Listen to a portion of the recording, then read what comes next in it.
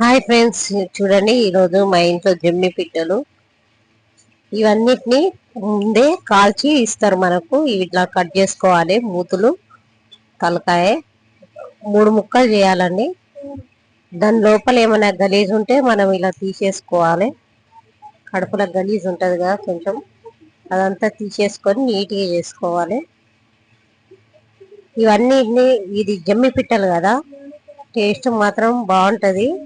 ఆరోగ్యానికి కూడా చాలా మంచిది. ఇక్కడ మా సైడ్ అమ్ముతుంటే తీసుకున్నాము. చాలా మంది కొనుక్కున్నారు దీన్ని.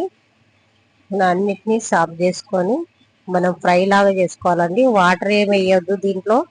వాటర్ వేస్తే మనకు ఒక సువాసన వస్తుంది. దీన్ని మనం ఫ్రై చేసుకున్నాం. ఆయిల్ అనేది కొంచెం ఎక్కువనే ఉండాలండి. ఉల్లిపాయలు, పచ్చిమిర్చి ఫ్రై చేసుకోవాలి. కొద్దిగంతా ఫ్రెష్గా దంచి పెట్టుకున్న అల్లం వెల్లిపాయ కొంచెం ఫ్రై అయిన తర్వాత మనము అది కొద్దిగంతా ఇంక పెట్టుకొని మంచిగా ఫ్రెష్గా మళ్ళీ కడుక్కోవాలండి. వాళ్ళు కడిగినా సరే మళ్ళీ మనం కడుక్కొని ఇవి మనం ఆయిల్లో మంచిగా మగ్గించుకోవాలి. చూడండి, ముక్కలు అనేది అలా నల్లగా పోయి వేడి వాటర్లో ఫస్ట్ కడిగినాం కాబట్టి మళ్ళీ మనం కోసిన తర్వాత కూడా మళ్ళీ ఇలా కడుక్కుంటే ఇలా గలీజ్ వస్తుంది. చూడండి, ఫ్రెష్ ఉంటేనే కదా నీసు వాసన రాకుండా ఉంటుంది. అన్నిటిని మంచిగా వాటర్ వేయకుండా ఫ్రై చేసుకోవాలండి. చూడండి, కొద్దిగంత ఆయిల్లో మగ్గిన తర్వాతనే మనం కారం వేసుకోవాలి. ముందు మనం ముక్కలకు పట్టేలా సరిపోయేంత ఉప్పు వేసుకోవాలి.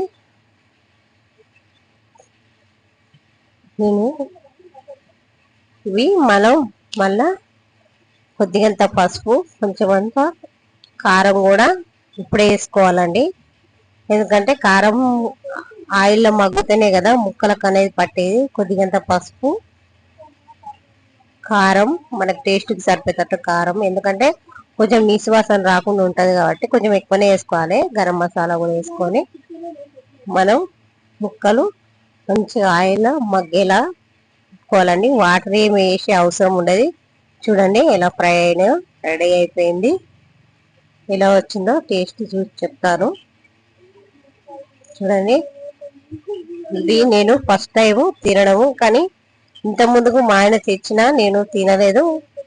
అది ఇప్పుడైతే తింటున్నా. టేస్ట్ మాత్రం సూపర్ ఉండదు. ఆరోగ్యానికి కూడా చాలా మంచిదన్న. అందుకే నేను ఈరోజు తిని మీకు చూపించాలి కాబట్టి నేను తింటున్నానండి. ఫస్ట్ టైం సూపర్ ఉందండి.